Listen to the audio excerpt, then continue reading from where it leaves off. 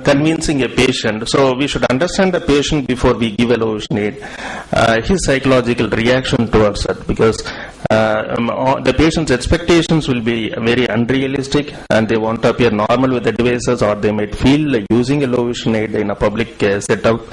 They might have a ego problem in spite of we convincing them to use a low vision aid. And the communication styles is also very important.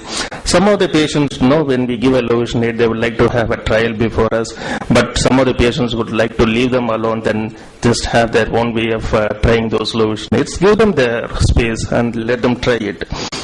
And instruction without the devices is more crucial. That's what I wanted to emphasize here. Giving a magnifier and standing by the side of the patient is different.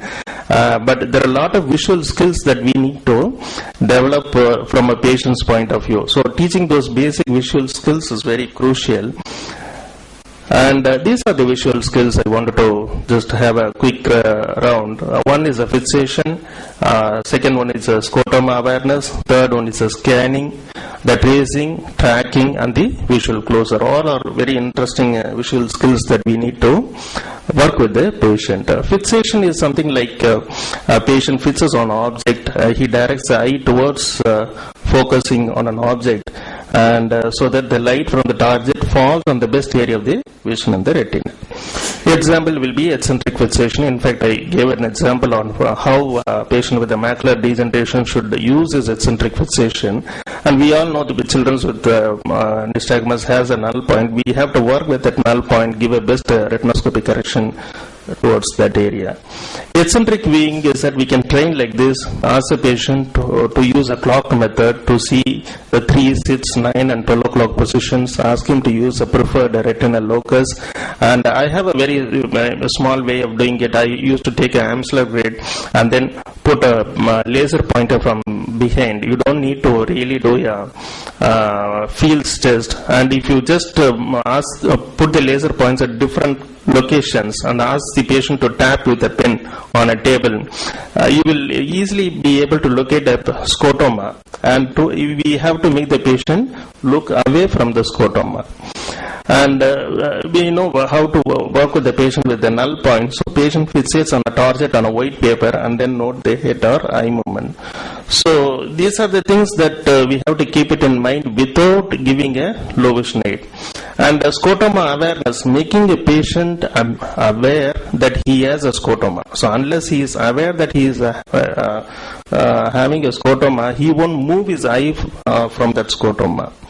There are very simple ways giving or training a patient. Just in a white sheet, you give a patient with a black tip pen with a white barrel, so the patient moves over a line.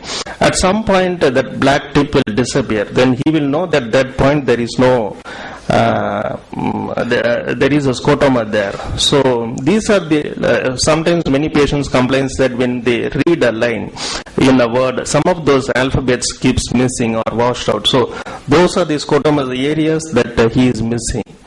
And the scanning again is defined as a movement of the head or eye from one point to another. So unless we train the patient to scan, when we teach the children to use a telescope in a school environment, in a class, working with the blackboard, they won't be able to scan what the teacher writes on the blackboard. So this is again an interesting visual skill that we have to teach and make the child understand. Again, we can give a worksheet with a lot of flowers written on that and ask the child to pick up one particular flower, there are hibiscus or whatever it is, write the different types of flowers and then ask the child. So he develops a scanning technique in that. Tracing. So tracing again involves scanning and locating a desired environment and then fixing on the line. So it says you can ask a patient to, you draw a red line and ask a patient to trace that. So that is how a patient will be able to locate a traffic light when he goes. So these are the ways we can develop a patient's visual skills before giving a low vision aid. Spotting again is defined as using a scanning to find a desired target in an area. So patient should be able to spot what he wants to really give importance. And this can be done like with the patient with a good central acuity and a peripheral field defect to read an airport television monitor. He enters the airport and he is not able to see the monitor. So try to give that sort of a visual skills. These are some of the day-to-day problems that the patients will experience. And again, tracking is defined as a visually following a moving target with the head or eyes or both while in a stationary or moving position. Visual closure is again very important. Suppose we see a patient who is related to us or who is a friend, we are able to see only the ears. Now with that we recognize that this is my old classmate or this is my uncle. So you are closing that vision. So that is called as a visual closure. So try to teach the patient that this is way patients particularly with the scrotum mass, they will have, they won't be able to recognize the face. So face recognition again will work out with the visual closure.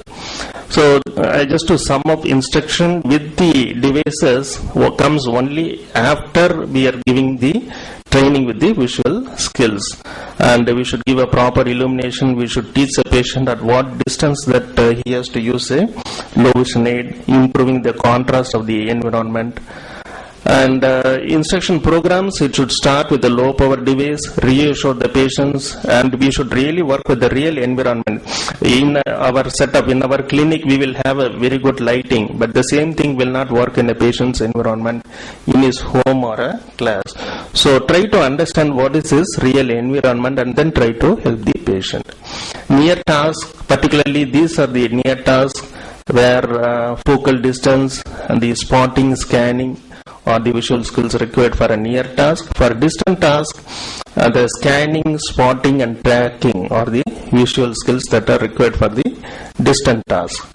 So for reading, of course, any patient who enters a low vision clinic, the main object or the purpose will be to read. And so one of the most difficult tasks with the device is reading again. So before giving a reading skill, we should know the accuracy, the rate and the endurance. Let's see what are those things. Now accuracy, there are different visual skills. The paper visual skills is again a reading test that is used to measure the accuracy. There is a book on art and practice of low vision which gives the importance of getting the accuracy of reading. And the paper test is just to find out with the stop clock how many words per minute the patient is able to read. Suppose the patient reads 90 words per minute, we can take it as a normal or just compare it with our own reading speed. And if there is the speed is less due to different reasons, we can work with the patient to improve the rate. Endurance is how long the patient can read without getting tired. I mean, you give a stand magnifier or a 24 diopter lens and we cannot expect the patient to have a reading for more than 30 minutes or 45 minutes. So endurance is also matters. So the goal of therapy is to provide patients with skills and adjustment to use their vision and devices so that they accomplish the task as a joint endeavor. So you can always contact me in this number. So these are the visual skills or whatever it is, instructing a patient without the low vision aids. Thank you.